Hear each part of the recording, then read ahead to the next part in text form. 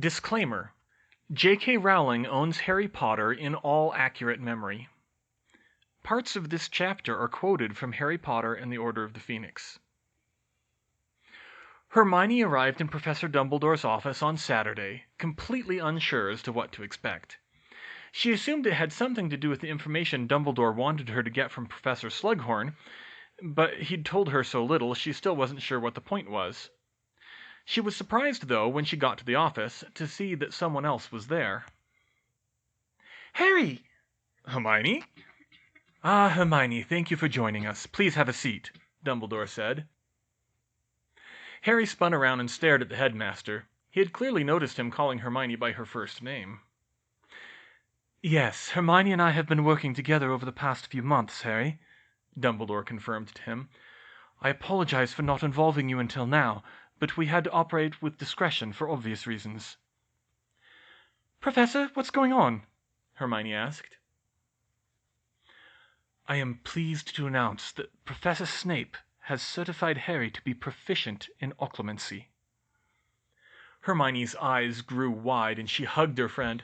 "Oh, Harry, that's wonderful! I knew you could do it!" "Yeah, well, it wasn't easy," Harry grumbled. "I'm sorry, Professor, but Snape's an awful teacher." "Professor Snape, Harry," Dumbledore said. "And while I admit his teaching skills are unfortunately not the best, there are more complications in this case than you know." "What do you mean?" he said.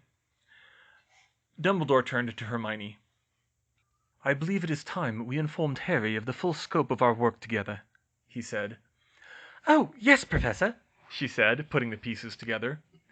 This was the conversation she'd been half dreading having with Harry for months. Still, she knew it had to be done. "Hermione, what's going on?" Harry asked. She sighed and turned to him. "Harry, last fall, when I started helping you with occlumency, I told you I would have to keep secrets from you and manipulate you where you needed to go until you learnt it. To keep our secrets from Voldemort, remember?" "Yeah, I remember it," he said warily. "Well, the biggest secret is when I was helping you, I wasn't doing it blindly. I was actually teaching you occlumency properly, because Professor Dumbledore was teaching me." "What?" he gasped. "You mean you learned occlumency?" She nodded, and he whirled on Dumbledore. "And you taught her, when you wouldn't teach me?" "Harry, I told you that I could not risk teaching you myself, because it would give Voldemort access to my mind. That was a risk we could not afford, for Voldemort could have learnt how much I know about him." "So you stuck me with Professor Snape, and you knew he sucked, or you wouldn't have had Hermione helping me." "I have said that Professor Snape has his flaws, Harry, but in this case it was not his fault." "Huh?" "Voldemort ordered Professor Snape not to teach you properly, Harry," Hermione explained. "What?" "Voldemort didn't want you to learn occlumency," she said. "It makes it harder for him to manipulate you." "So?" "Think about it. Before you learnt occlumency, when did you get the clearest look into Voldemort's mind?" "Well, Professor Dumbledore said it was when he was feeling strong emotions." He looked to Dumbledore for confirmation. "Correct, Harry," the headmaster said. "Yes," Hermione said. "So it stands to reason that Voldemort could look into your mind when you were feeling strong emotions, right?" Harry shrugged. I guess so." "And when were your emotions running the highest back then?" Well, it was during my occlumency lessons with Professor Snape," he said. "Exactly. Which means that Voldemort had a front row seat to how Professor Snape was teaching you. He could verify if he was following orders." "Oh, so you had Hermione teach me in secret because no one else could, Professor?" Harry asked. "Very good, Harry," Dumbledore answered. "Hermione's eagerness to learn occlumency for her own purposes led to an unexpected opportunity, and I asked her to help." "Then why not just send me to her? Why keep sending me to Snape?" "For two reasons, Harry," Dumbledore said, ignoring the slip. "First, You needed someone to cast legerdemains on you to train you properly, and though Professor Snape's methods were poor, they were clearly sufficient with the extra help. And second, Professor Snape needed to be kept out of the loop, as they say, for as long as possible to avoid raising Voldemort's suspicions. Harry crossed his arms and thought it over. Hermione knew he wouldn't be happy about it, but she hoped he would understand it. "And you?" he asked her. "You went along with this?" "Believe me, Harry, I was as angry as you were," she said. "I just did what I could for you." "You did?" "Well, I couldn't make Professor Snape teach you better, and I couldn't change Professor Dumbledore's mind. Helping teach you was all I could do. At least you learnt occlumency. Would you have managed it otherwise?" Harry hemmed and hawed at this, but he had to admit he probably wouldn't have. On his own, Professor Snape was doing more harm than good to his learning process, and he hadn't been very motivated to practice until Hermione pushed him. Finally, Dumbledore brought them back to topic. "Now, I know we have had some difficulty reaching this point, but I hope we can agree it has paid off. Both of you have learned occlumency. No mean feat. You should be proud of yourselves for that. Since you can now guard your minds, we can now move forward with the lessons I had planned." Harry's ears perked up at once. "Lessons?" he said eagerly. "You're going to teach us new defensive spells and stuff?" Dumbledore chuckled. "Not in this office, Harry." He motioned around to the many twittering instruments. "It would make quite the mess. No, our greatest weapon is and always has been information. That is why I asked you to learn occlumency, Harry, in addition to protecting yourself from Voldemort." "Information?" Harry said with a frown.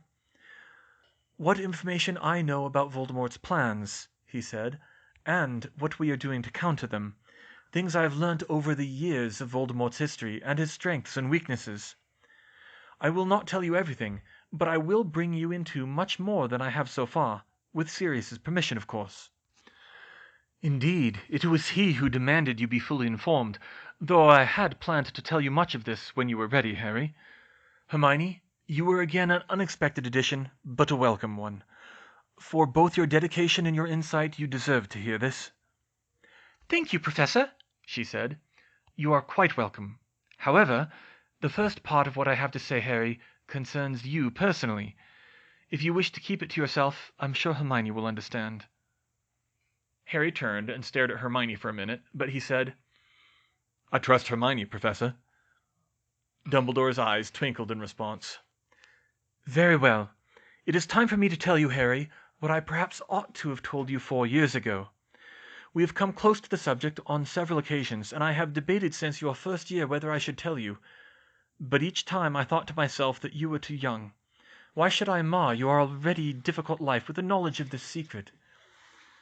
"Professor, what are you talking about?" Harry interrupted impatiently. "I am speaking, Harry, of the reason Voldemort sought to kill you when you were a baby, and of the prize he seeks in the Department of Mysteries today." Hermione gasped. "The weapon?" "Not a weapon," he corrected. "Or rather it is, but not in the conventional sense. It is the weapon of information. Information Voldemort needs, or so he believes, to ensure his victory." Harry continued to stare in confusion. "What does that have to do with me, sir?" he asked. Dumbledore didn't answer, but he instead rose from his chair and walked to a large cupboard. He opened it and withdrew a large, shallow basin covered inside and out with runes, and filled with some not quite there fluid. He carefully carried it back and laid it on his desk. "Hermione, we have not had an occasion yet to use this artifact, but I believe Harry knows it well. This is my pensieve." I know, Professor," she said haltingly. "Harry mentioned it." "Of course, we will be using it today. I firmly believe that there are some things that must be experienced to be fully understood. Harry, Voldemort tried to kill you when you were a child because of a prophecy that was made shortly before your birth." Dumbledore paused to let the words sink in. Hermione wasn't familiar with divination in general, or prophecies in particular, but she knew enough not to dismiss it out of hand after what happened in third year. It was a shock to hear that her best friend was involved in one, although given his life so far, maybe it shouldn't surprise her. "He knew the prophecy had been made," Dumbledore continued, "though he did not know its full contents. He set out to kill you when you were still a baby, believing he was fulfilling the terms of the prophecy. He discovered, to his cost, that he was mistaken, when the curse intended to kill you backfired. And so, since his return to his body, and particularly since your extraordinary escape from him last year, he has been determined to hear that prophecy in its entirety." "Because then he'll know how to beat Harry," Hermione reasoned.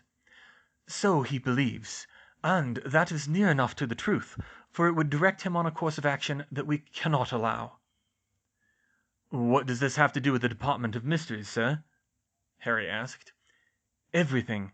You see, Harry, a copy of the prophecy, and I warn you that this information is classified at the highest levels of the Ministry, but a copy of the prophecy is housed in the Department of Mysteries, and not just anyone can take it from there. Only the subjects of a prophecy may touch it. In this case, you, Harry, and Voldemort himself. Since Azkaban has been breached, Voldemort will have learnt this as well from Augustus Rookwood, the former Unspeakable." Hermione put two and two together. "That's why Sturgis Podmore was caught, wasn't it?" she said. "He was imperious to try to get this prophecy." "Correct," Dumbledore said. "As was Broderick Bode, whom you may have heard about.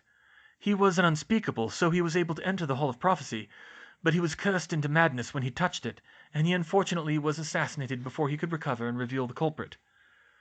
Now that he is better informed, Voldemort will try all the harder to lure Harry into the Department of Mysteries to retrieve it for him so that he does not have to show himself.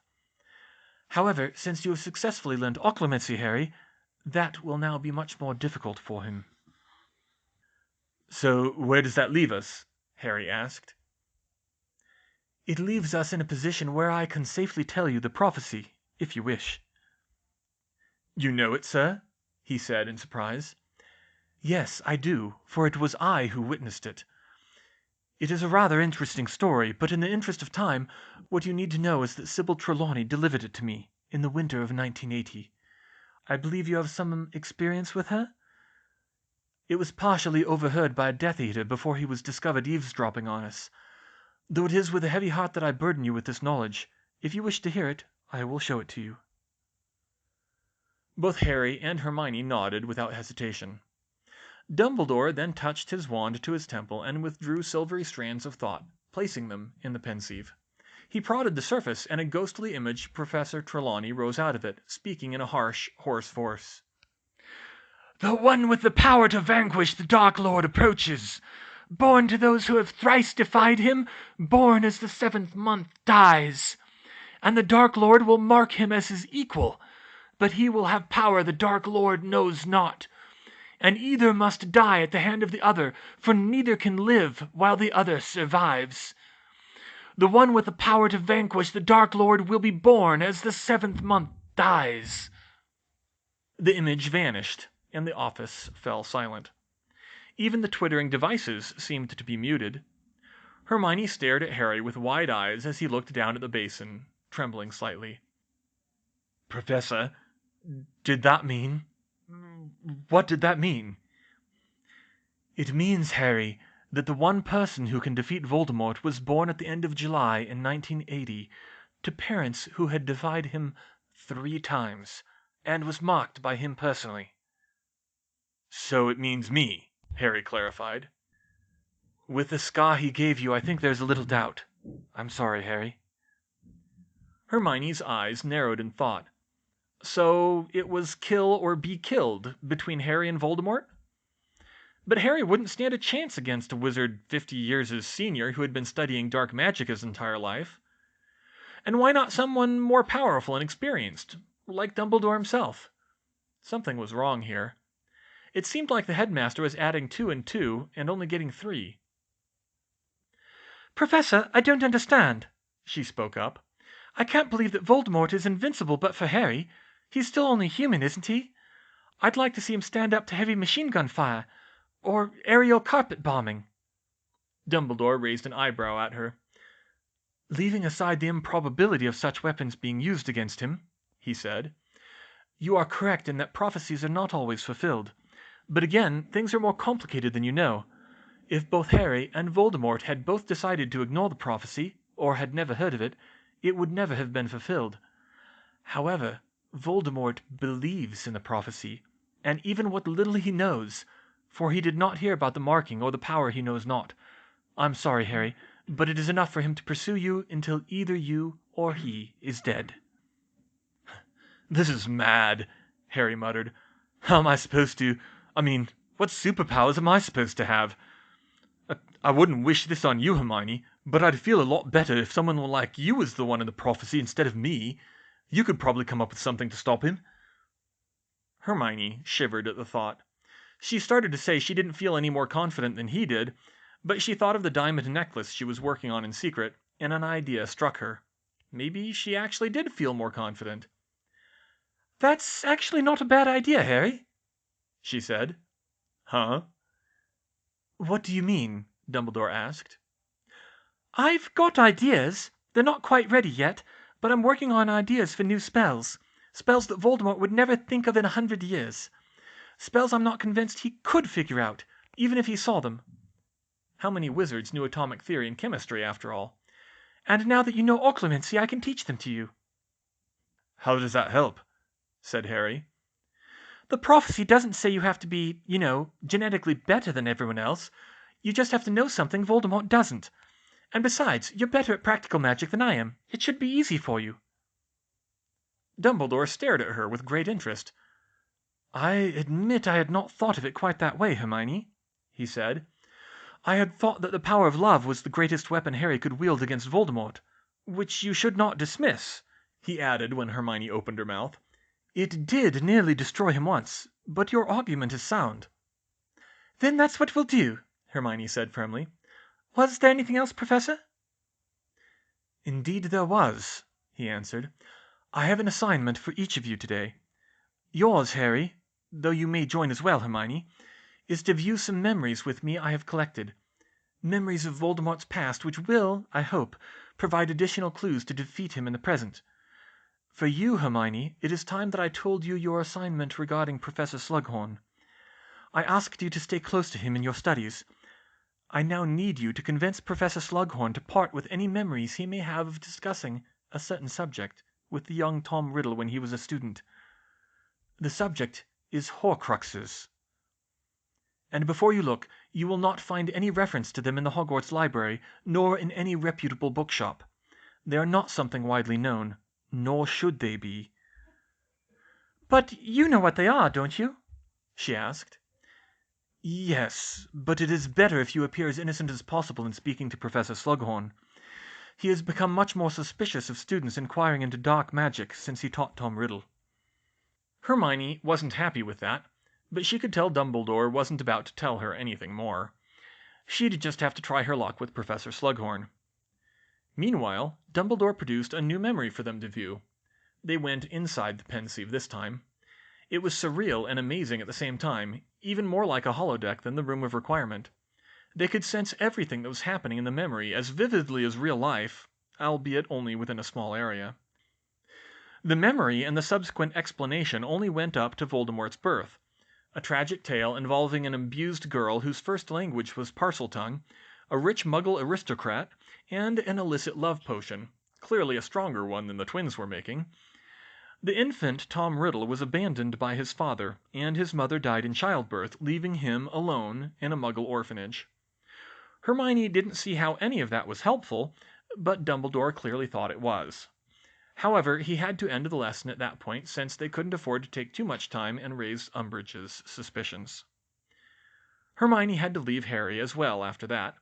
She had work to do, and not just in dealing with Professor Slughorn. She had 2 other plans to put into action, and only 2 weeks to do it. The first step in her plan was a letter to the Owl post office in Hogsmeade she had used to communicate from school to ask about mail forwarding in the magical world. To her delight, it was both simpler and more anonymous than the Muggle postal system alone. All she had to do was walk to the nearest post office to Grimmauld Place and sign up for a box. Her documentation for the Hogsmeade box was proof that she was already in the system, and she was able to rent out a Muggle post office box under the name Archimedes with no trouble. The London box was only to be used for forwarding anyway. She would never need to check it in person. Mail sent to it would be forwarded to Hogsmeade, and mail sent from Hogsmeade would pass through it for the Muggle postmark before continuing to the Muggle world, which was basically standard procedure for wizards anyway. She ordered Dobby to begin checking her Hogsmeade box weekly and bring her any post she received there. She also upgraded the service there to intercept any cursed letters. Results 97% guaranteed. The next stop was to stop by Gringotts. She wore her most businesslike outfit again, even though it looked Muggle, in hopes that it would make an impression on the goblins. It couldn't hurt to look more professional, could it? When she reached the teller, she got right to the point, since the goblins seemed to like that too. "Good morning," she said. "I would like to open a business account."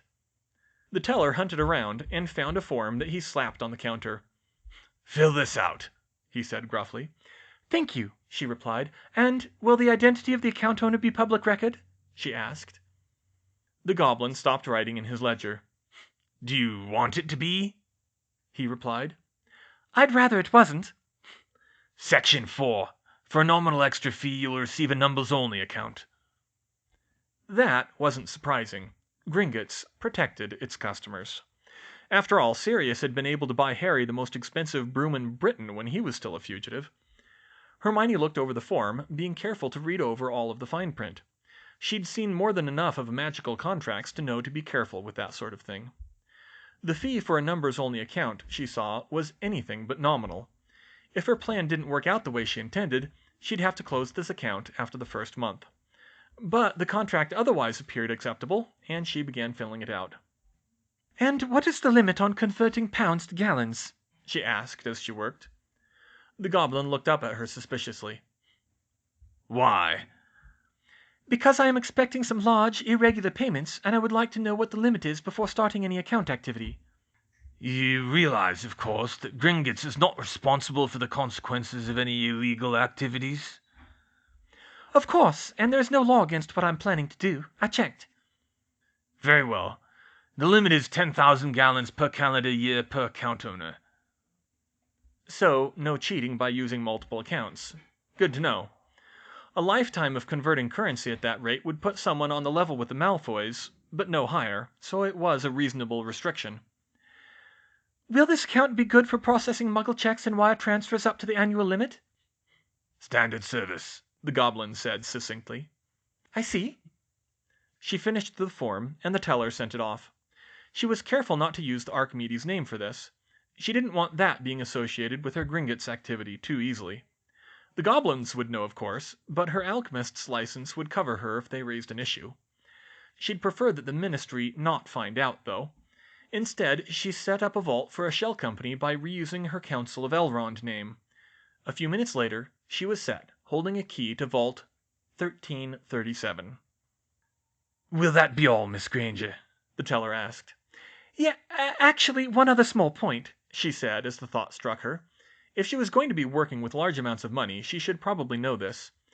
She thought for a moment about how to phrase this so that the goblin wouldn't take it the wrong way. "I'm trying to understand the magical economic system better, in general, not just for my business. I assume you have measures in place to prevent people from making free money via arbitrage?" The fixed gold-to-silver ratio of gallons and sickles meant it would be possible to make money just by exchanging currency with the Muggle world, so the goblins surely would have thought of that, right? "Naturally," the goblin replied. She stopped herself. "Are you authorized to disclose any of them?" His eyes narrowed suspiciously. "You haven't tried to melt down any Gringotts coins, have you?" "Of course not." She'd considered it, but she hadn't tried it. "Good. See that you don't. The results can be messy. This isn't our only safeguard, but it's the one that stops most wizards from doing arbitrage in volume." "Of course," Hermione forced a smile. "Thank you for your time." She was very glad now that she hadn't attempted to use gallons and sickles for gold and silver bullion. She left Gringotts without incident. The papers from Gringotts acted as the same kind of free pass for her pseudonymous company in the banking world as the Owl Post Office did for the Muggle Postal Service. a feature the purebloods usually needed to do any business in the Muggle world. With them, she was able to quietly open an account at Barclays for an Archimedes jewelers with a minimum of questions asked. It would have taken her months and quite a bit of money, and a good solicitor to do that on her own, but whatever internal connections Gringotts had with Barclays meant her documentation was above reproach. Now she had an anonymous postbox and a bank account, and with them she would be able to maintain the statute of secrecy, so if everything worked out, that would be all she needed. Her business wasn't incorporated, which was a bit risky, but her only employee was Dobby, and she had practically no overhead, no conventional advertising, and no solicitation. It was more of a freelance kind of model, and her expected profits were high, so there was very little financial danger once she got off the ground. She was ready. Now she just had to finish her project in time for the Queen's birthday and hope that she attracted the right kind of attention. "All right, everyone," Harry said in the DA. "We've all been doing well here. The weather's getting warmer. I think it's time we started working on the Patronus charm." There were excited twitters around the room of requirement. This was the lesson many of them had been waiting for. Seamus was absent, which Hermione found disappointing, since she thought he could really have used this lesson. But people did occasionally beg off sick, so she hoped he could make it up next week. At least Lavender was there. "As you probably know, the Patronus charm is the only surefire way to stop Dementors. I was attacked by Dementors myself last summer, so it can happen, no matter what Umbridge says.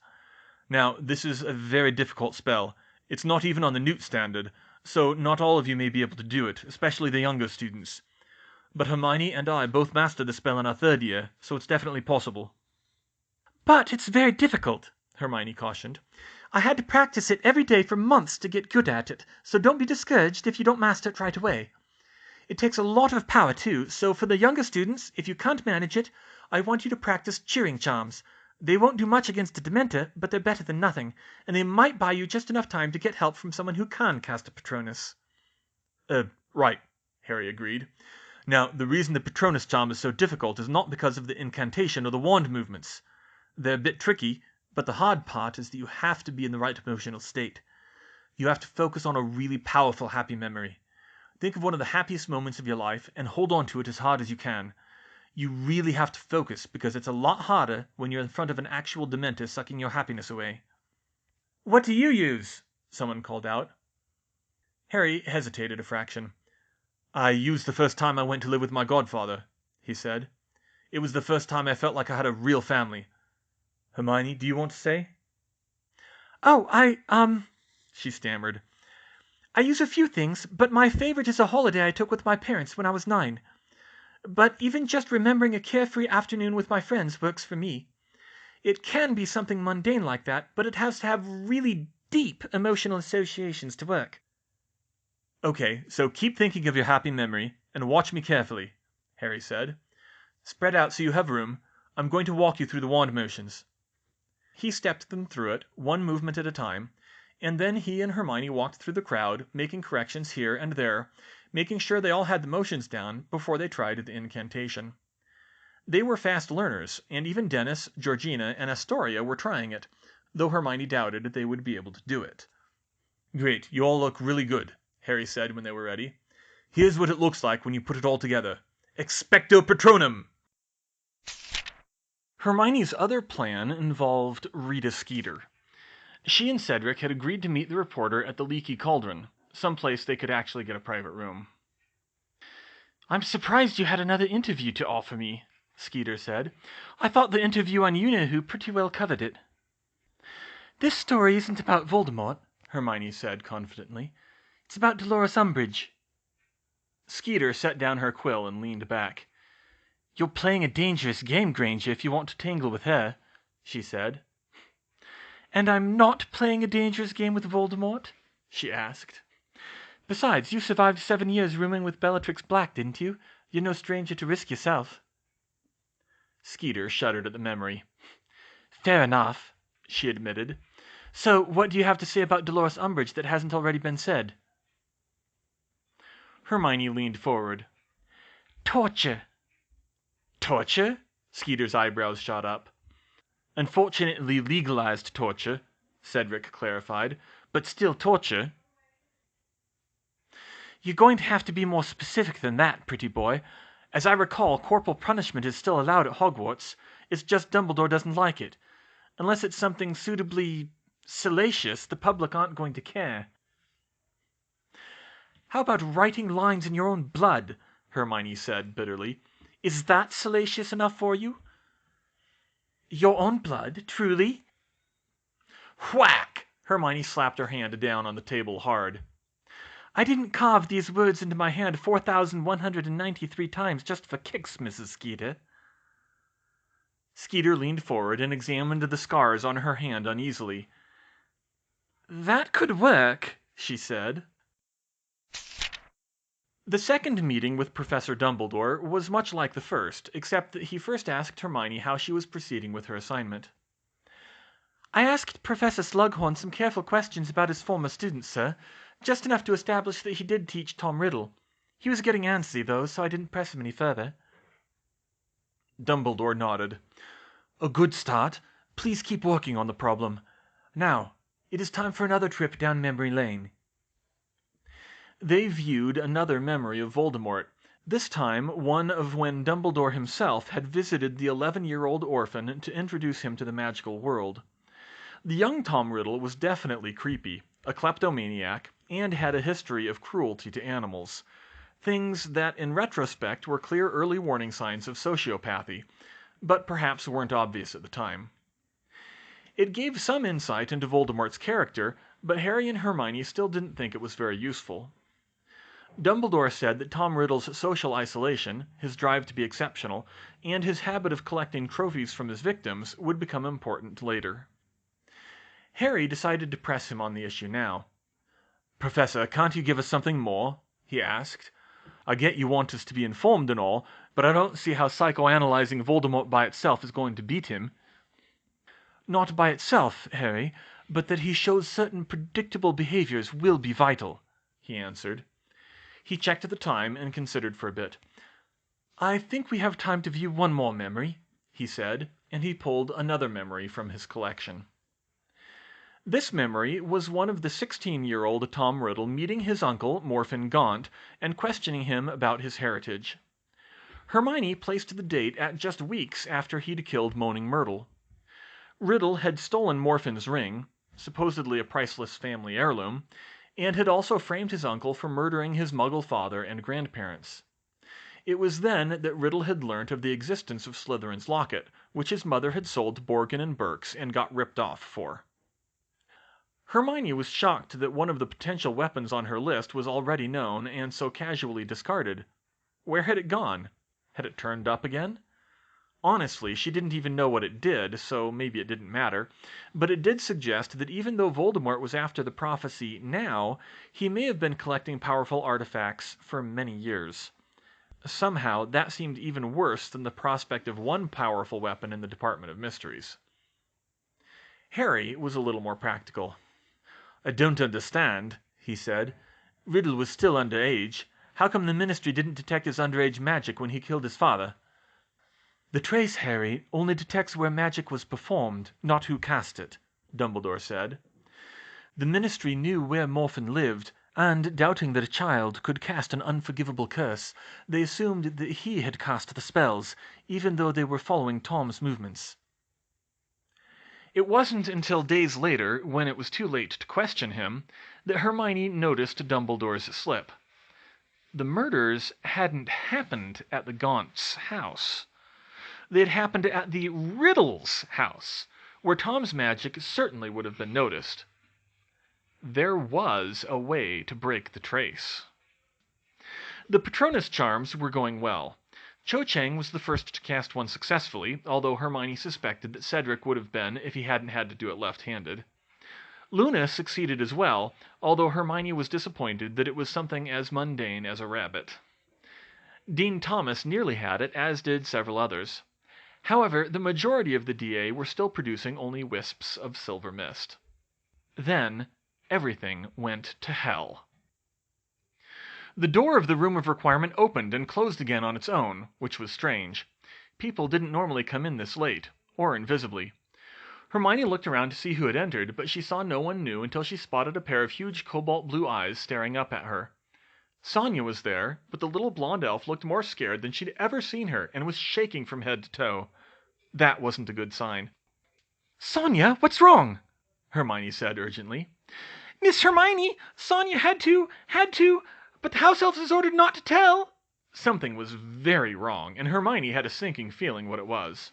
She thought fast. Dobby! Pop! Dobby appeared in front of her. Yes, Miss Hermione? Sonia, can you tell another elf? Yes, Miss Hermione. She rushed over and whispered something in Dobby's ear. Professor Umbridge is coming! Dobby yelped. Everyone stared at him in horror. What are you waiting for? Harry bellowed. Run! The whole DA dashed for the exit, but Hermione didn't. She ran to the back of the room and bent over the mathematician's map. She usually left it open, but she rarely checked it. She spotted Umbridge's and Filch's dots at once. She's coming from the south corridor, she shouted. Take the staircases on the north side of the castle and you can get around her. It's almost curfew, though. Hide out in the owlery or the library if you can't make it back in time, and say you were running late. She folded up the map and checked to make sure the DA member list was secure in her robes, then she raced for the exit herself. It was just their luck that Umbridge was smart enough to silence the elves. It was lucky she had Dobby. Granger! She heard a voice call, but it was lost in the crowd. Granger! She felt a grab on her hand, and she turned around. It was Daphne Greengrass holding her sister by the hand. Granger, you have to hide Astoria. What? Hermione said. Granger, I know what Umbridge does with those quills of hers. I'm afraid if she gets her hands on Astoria, she won't listen to Madame Pomfrey. She could be really sick. Yes, being forced to write several hundred lines with the black quill would be really bad for someone with severe anemia, Hermione reasoned. But what could she do in this situation? She needed to get out right away.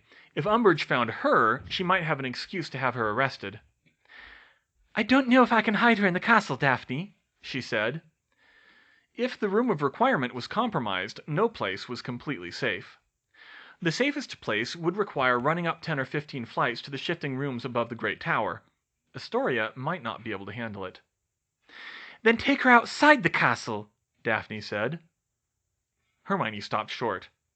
Really? Yes, just do it, please. If you have her back before breakfast, I can deal with Snape. Hermione quickly calculated the timing.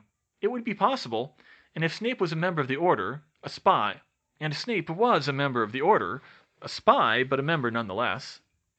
Okay, she said. If Snape gives you any trouble, tell her I'm protecting her on Dumbledore's orders. Now Daphne stopped short. What? Seriously? Trust me, it'll work. Is that true? Of course not, but I can deal with Dumbledore. Come on, Astoria, we need to hurry. They ran, Hermione leading Astoria by the hand. The young girl was breathing hard with just a little exertion, and she nearly stumbled going down the stairs. Hermione watched the mathematician's map for any patrols, praying they wouldn't be caught. She had to double them back and hide in a broom cupboard when she saw Draco Malfoy and Pansy Parkinson coming their way. Astoria was panting, and she had to tell her to try to be quiet, but they weren't noticed. Only when Malfoy and Parkinson had safely rounded the corner did they slip out. Come on, Astoria, just a little farther, Hermione whispered. She managed to get the younger girl to the one-eyed witch passage on the 3rd floor, and they ducked inside. Cedric was long gone, so it was just the two of them. Astoria blanched when she saw the long staircase. Oh, Merlin, she whimpered. How far down does that go? Down to the lake level and then some, but don't worry, I've got a broom.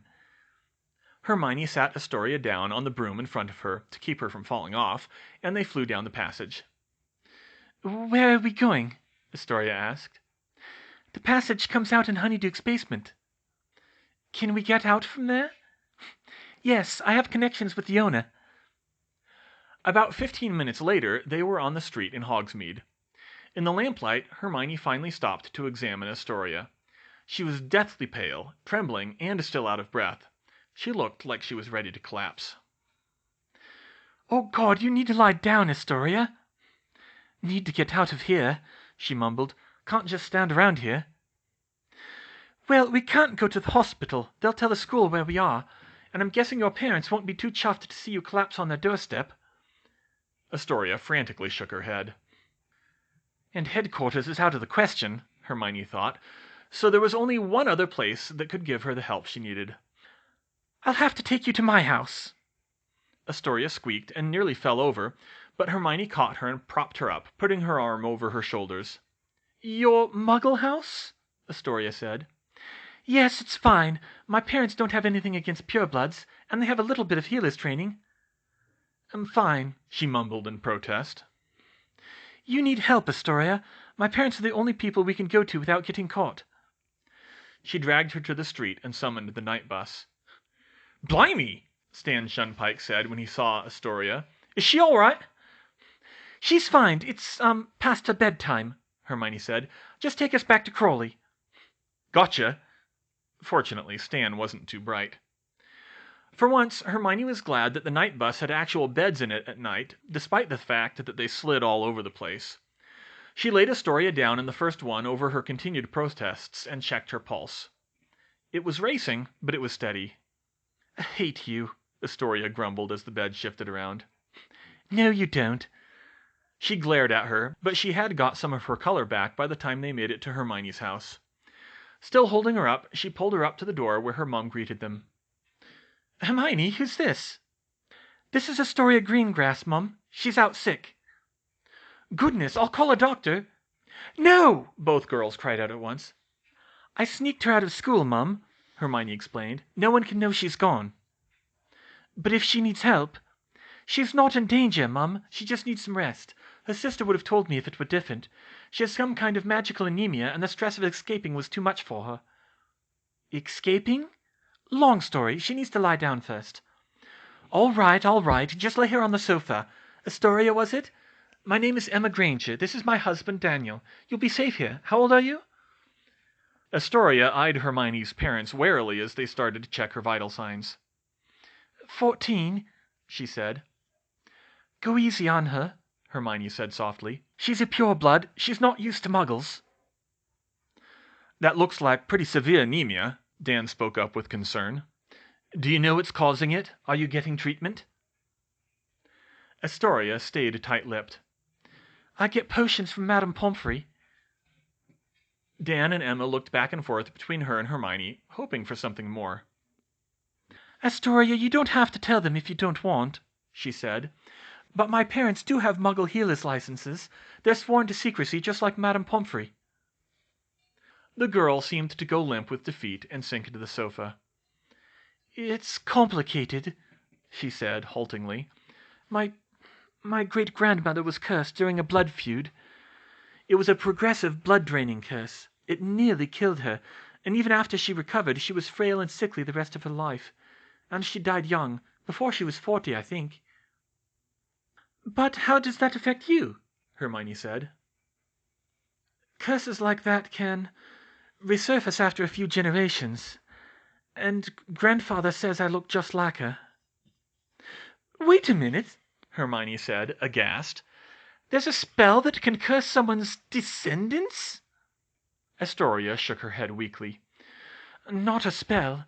Some kind of cursed object or ritual. They're really hard to make that powerful." "Still—" That was a whole new level of horror to the magical world. That it could get into your genes. She shivered.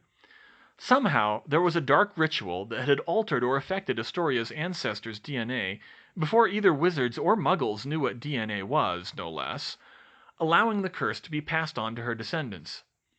And when a girl was born to the Greengrass family with similar enough genes, being a pureblood, Hermione would bet there was a cousin marriage involved, it reappeared in her blood.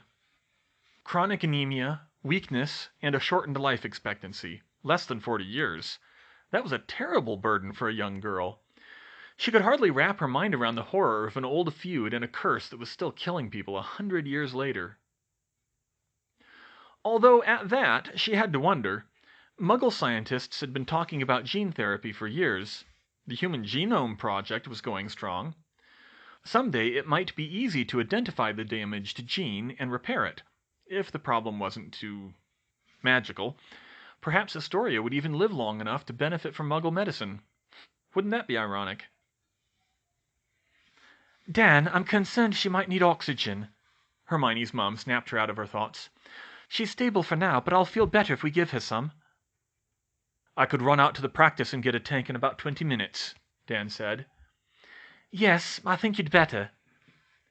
Dan quickly grabbed his keys and hopped in the car while Emma and Hermione tended to Astoria. Hermione could tell she was in bad shape. The escape must have been harder on her than she'd thought. But her dad soon returned with a portable oxygen tank and held the mask to Astoria. Try breathing through this, he said. It's designed to help you get more air. Astoria studied the contraption suspiciously, but she apparently figured the Muggles wouldn't use anything too dangerous, so she pressed the mask against her face and drew a couple of tentative breaths. Within seconds, her eyes widened in shock, and she sat up part way. Merlin's beard! She exclaimed. I didn't know Muggles could do this. I haven't felt this good in ages. Now, take it easy, Dan warned. You'll have to be careful with that. Let us know if you start to feel lightheaded. It's good that it works for you, Emma said. I'm still a little worried you need professional help. In one of our hospitals, they'd give you some other medicines and maybe a blood transfusion if it was bad enough.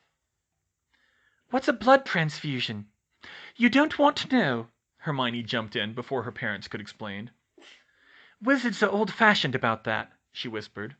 And, privately, she wasn't sure what a blood transfusion from a Muggle would do to a wizard, although Muggle-born children must have them from time to time before they're told about magic. Maybe she should add that to her list. Well, now that she's okay, what happened, Hermione? Hermione sighed. It was time to come clean, at least mostly. Mum, Dad, the defense group is over, the one I told you about. Umbridge found us out. Harry might be expelled, a lot of people might be expelled, and if they're not expelled, you can bet they'll get detention with the quill. Daphne, that's Astoria's sister, told me to sneak her out because she couldn't handle that with her condition. I don't know how Umbridge knew. Wait, I do know. She took out the Dumbledore's army contract, fished for her homemade wand, and touched the parchment. She was pretty sure such a tiny amount of magic wouldn't register at the Ministry. Now is the time for all good men to come to the aid of their country, she said. The list of names appeared, 34 strong now, but one of them was marked in red. A traitor. Seamus Finnegan. I wrote about my concerns to Mr. Finnegan's mother, Dolores Umbridge explained. She informed me that she had given Mr. Finnegan explicit orders not to associate with Mr. Potter for fear of his unstable nature. Tonight I gave them the opportunity to speak directly through the flue in my office. Mrs. Finnegan was able to convince her son to inform on Potter's illegal group despite the magical contract. I, of course, promised them the best healer's care would be provided to reverse the damage, and Mr. Finnegan will receive immunity from punishment for his involvement.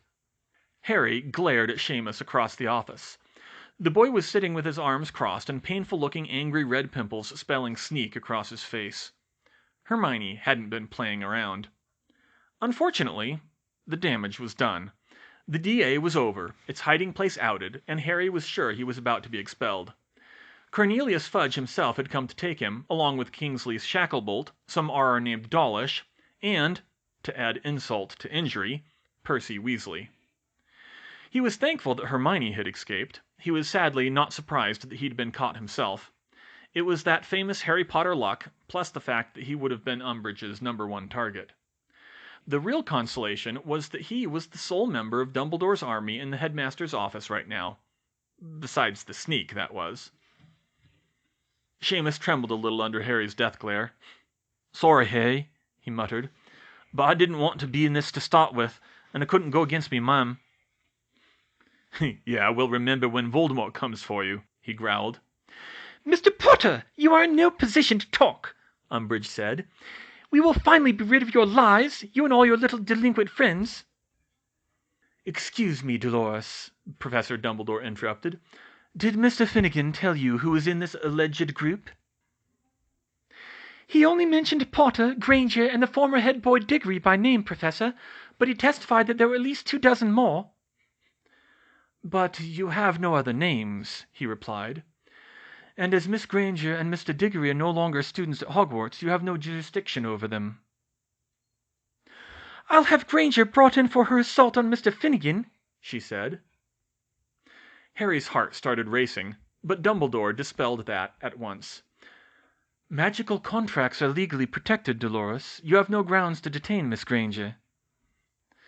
Fine, Headmaster, but I'll find out who the others were. If Mr. Finnegan can't remember their names, I'll just question Mr. Potter. Need I remind you that use of veritaserum on minors is prohibited? He said. Umbridge closed her eyes and took a deep breath. Harry could tell Dumbledore was getting to her. Diggory's over age, Fudge pointed out. We can question him. And do you have probable cause that Mr. Diggory violated any laws, and not just ministry decrees, Cornelius? Trespassing on the castle grounds, Umbridge started. Mr. Diggory has a standing invitation from me to visit the castle. We'll need another decree for that. Weasley, make a note. In any case, we still have sufficient evidence to expel Potter. You will not be able to corrupt the youth of magical Britain any longer. She laid a fat, multi-ringed finger on his shoulder in what seemed to Harry to be the creepiest way possible, and something inside him snapped. Do I have time to pack up? He said. What? Mr. Potter, McGonagall snapped. Harry, Dumbledore warned. What? Go ahead and expel me, Professor. I don't need to be part of your little police state. I'll go live with my godfather and ask Hermione's tutor if he'll take on another student. Or are you going to forbid me from that, too? Dumbledore and McGonagall stared at each other in shock. While Sirius had a flat in London for show and a mailing address, they both knew what his words meant. He would be at Grimmauld Place, under the Fidelis charm, so safety wouldn't be an issue. He would be learning from Professor Slughorn, who would be thrilled to have him as a student, so he would still be educated. But, worst of all, it meant that school had grown so intolerable for him that the boy who once would have given anything to stay there for the summer now felt he was better off leaving it before the term was over. Dumbledore wanted to speak, but upon seeing Harry's face, he thought better of it. Instead, he turned to Umbridge and spoke gravely. Congratulations, Dolores, Cornelius. It would seem that you have outmaneuvered us at last. As you have final authority, I cannot stop you from expelling Mr. Potter. However, I remind you that he has not broken any laws, so the horrors are unnecessary. I would also ask that Mr. Potter be allowed to return for his owl examinations, something you would need Madame Marchbank's approval to overrule in any case. Umbridge grumbled a bit. Harry was sure she was planning to arrest him, but she apparently decided having him out of the castle was enough for now. Of course, Headmaster. There's no cause to change that at this time. Harry Potter, you are hereby expelled from the Hogwarts School of Witchcraft and Wizardry.